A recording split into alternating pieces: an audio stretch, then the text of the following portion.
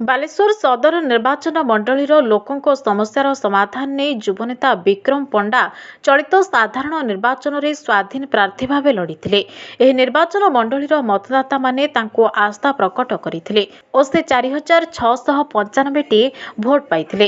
ତେବେ ନିର୍ବାଚିତ ହୋଇପାରିନଥିଲେ ବି ସମସ୍ତ ମତଦାତାଙ୍କୁ ସେମାନଙ୍କର ସମର୍ଥନ ପାଇଁ ବିକ୍ରମ ଆୟୋଜିତ ସାମ୍ବାଦିକ ସମ୍ମିଳନୀ ଆୟୋଜନ କରି କୃତଜ୍ଞତା ଜଣାଇଛନ୍ତି। ବିଗତ ଦିନରେ ଲୋକଙ୍କ ସହ ଥିଲେ ଓ ରହିବେ ବୋଲି ସେ ପ୍ରକାଶ କରିଛନ୍ତି। ବିଗତ ଦିନରେ ଛାତ୍ର ରାଜନୀତିରୁ ନିଜର କ୍ୟାରିୟର ଆରମ୍ଭ କରିଥିବା ବିକ୍ରମ ଛାତ୍ର କଂଗ୍ରେସର ସଭାପତି, ଜିଲ୍ଲା ଯୁବ କଂଗ୍ରେସର ସଭାପତି, ଜିଲ୍ଲା କଂଗ୍ରେସ କମିଟିର ସାଧାରଣ ସମ୍ପାଦକ ଭାବେ ଦାୟିତ୍ୱ ନିର୍ବାହ କରିଥିଲେ।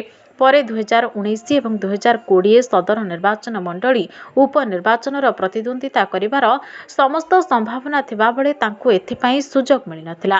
ତଥାପି ସଦର ନିର୍ବାଚନ ମଣ୍ଡଳୀର ଲୋକଙ୍କ ମୌଳିକ ସମସ୍ୟା ନେଇ ବିଭିନ୍ନ ସମୟରେ ଅଣ୍ଟା ଭିଡ଼ିଥିଲେ। ତେବେ ଲୋକଙ୍କ ସମର୍ଥନ ପାଇଁ ଚଳିତ ନିର୍ବାଚନରେ ସ୍ୱାଧୀନ ପ୍ରାର୍ଥୀ ହେବାର ସୁଯୋଗ ପାଇ ପ୍ରତିଦ୍ୱନ୍ଦିତା କରିଥିଲେ।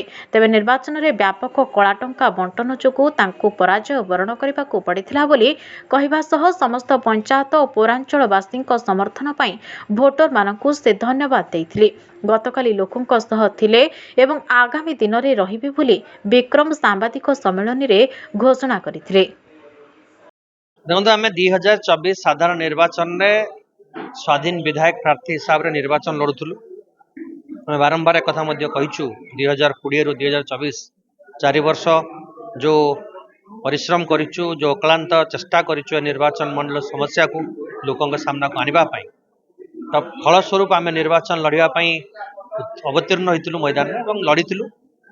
ए निर्वाचन रे कला टंकार व्यापक बंटन एवं सबु प्रकार प्रतिकूल परिस्थिति सत्वे जो 5,000 भोटर भाई भौणी मो पर आस्था रखिकी मत भोट देइचंती, मु तांकु आज सर्वप्रथम धन्यवाद ज्ञापन करुच्ची, कृतज्ञता ज्ञापन करुच्ची एवं सेमानक पाखरे मु चिर ऋणी।